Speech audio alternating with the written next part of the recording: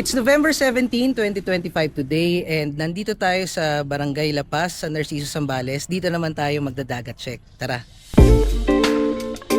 Bago pala tayo dumiretso sa dagat, gusto ko lang pakita sa inyo tong property sa likod ko. This is exclusively listed sa amin. So kung naghahanap kayo ng beach properties, message na lang ako. Kamusta, brother? Hello, bro.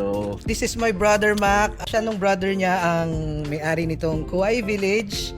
So, bro, tell us about Kauai. Siguro. Yeah. Doon tayo bago yung dagat check natin. Sige. Oo. Ale, Kauai is a beach lot property. We have lots for lease and I think, well, one lot for sale na lang. Yeah. No, one lot remaining. Tara, ikot tayo. Tara, this is Tabernacle. This is an events hall. Closed air-conditioned venue for weddings, special events, seminars. So this hall can accommodate 150 to 200 persons. You know, That's it. let's say merong mga interested na mag-event here.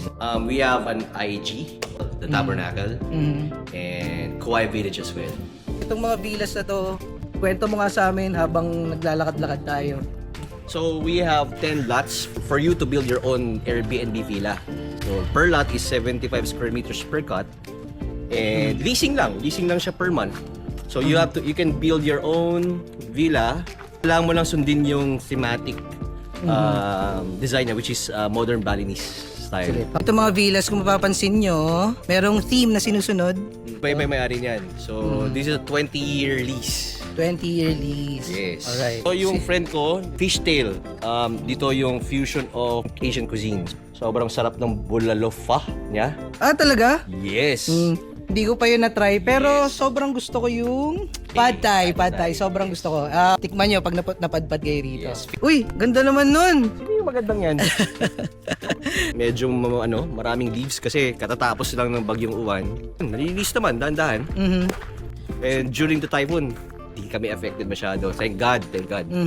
Dito rin pala sa Kauai, sila lang and few resorts. Konting-konti lang yung walang coastal road dito sa La Paz. Yes. Ito pala, nandito na tayo sa Sands and Surf. Ang daming ang mga dumaan na bro, no? Mga bagyo recently. Kamusta yung bookings ng mga... Siyempre, because of the bagyo, yung mga tourists, natatakot silang bumiyahe. Kasi minsan tumatiming talaga pag weekend yung bagyo eh. So, affected talaga yung bookings. Here in San Narciso, makikita mo naman ang haba pa rin na coastline namin. Ang kinain or walang nag-erode na accretion. The beautiful sunset of Zambales. Ayan. So dito rin makikita nyo na yung harap, beachfront. Walang problema.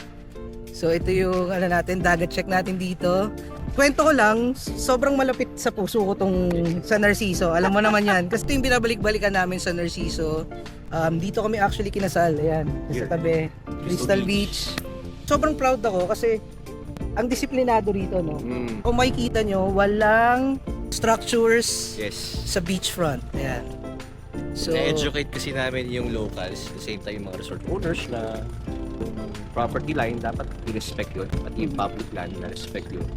maraming mga content creators ang for some reason minamaximize nila yung bad news. For the longest time, ngayon lang medyo mahina yung undas. Yes. Oo. Grabe. So, First time yun, bro. First time yun na, undas ba talaga? Hindi lang kami Hindi lang yung Sands and Surf, hindi lang yung Crystal Beach, hindi lang yung resort ng mga kapatid ko. Actually, majority of the resorts here in San Narciso, nakikita ko sa GC namin, wala masyadong guests. Sabi ko, yun nga. Because of the bad publicity. Again, merong mga naapektuhan ng typhoon. Ang gusto lang namin sabihin, very small part lang yun ng Zambales. Dito sa La Paz, hindi lang sa La Paz actually. Next time ikutin natin yung Pundakit, Kabanggan, yung ibang towns para pakita sa inyo na sobrang safe pa rin, sobrang ma-enjoy nyo pa rin. We're good here. Ready to receive guests and investors. Yeah. Yan. Let's go, come visit us here in Kauai Village, Sands and Surf, and Fishtail. Yeah, come visit Sands and Surf located at Kauai Village also. Yeah. Safe na safe, no? Walang problema dito. Ayos ang alon. Oh.